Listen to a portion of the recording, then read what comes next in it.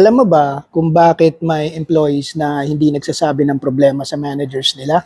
Well, hindi dahil sa wala silang problema, kundi takot lang sila magsabi. Throw your hands up if you with it, drop it. Takot silang magsabi kasi takot silang ma-judge, takot mapagalitan, takot matawag na mahina, or worst, baka gamitin against them yung mga sinabi nila. So kung leader ka, ito ang tanong. Safe space ka ba talaga para sa mga employees mo? And no, hindi ibig sabihin nun na magiging therapist ka nila. It simply means na pag may problema sila, alam nilang pwede silang lumapit sa'yo nang hindi sila nahuhusgahan. So, as a leader, ano bang dapat natin gawin? Number 1, listen first, solve later. Ito yung common mistakes ng mga leaders. Pag may lumapit na employee, boss, nahihirapan ako sa workload eh. Ang response agad, ganito kasi gawin mo. Wait, di pa nga tapos magsalita eh. Sometimes, employees aren't asking you to solve their problems immediately. Gusto lang muna nilang marinig mo sila. So, instead of jumping into solution mode right away, try asking, okay, tell me what happened. Then, listen. Baka after 5 minutes of talking, sila na mismo yung makaisip ng solusyon sa problema nila. As a leader, sometimes your job isn't to give the answer. Your job is to help them find the answer. Number 2, don't punish honesty. Ito yung malaking factor why people stop communicating. Imagine, sinabi ng empleyado mo na, boss, nahirapan ako ma-hit yung target eh. Tapos, ang sagot mo, bakit yung iba? Kaya naman. Congratulations. Next time, hindi na yan magsasabi sa'yo.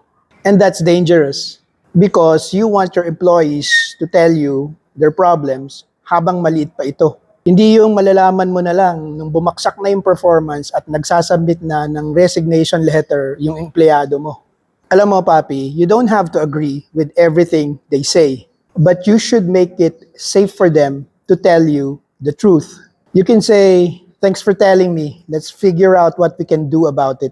Simple, di ba? Number 3, separate the person from the performance. Especially sa millennials at Gen Z, napakalaking bagay nito. Kung mababa ang performance ng employee, attack the performance, not the person. Instead of saying you're not committed, try your attendance has been affecting your performance. Let's understand what's happening and what we can do about it. See the difference? Yung isa, it attacks the person's character. The other addresses the behavior. Tandaan mo, papi, accountability doesn't have to be disrespectful. You can have high standards and still treat people with respect. In fact, good leaders do both. Number 4, don't weaponize vulnerability.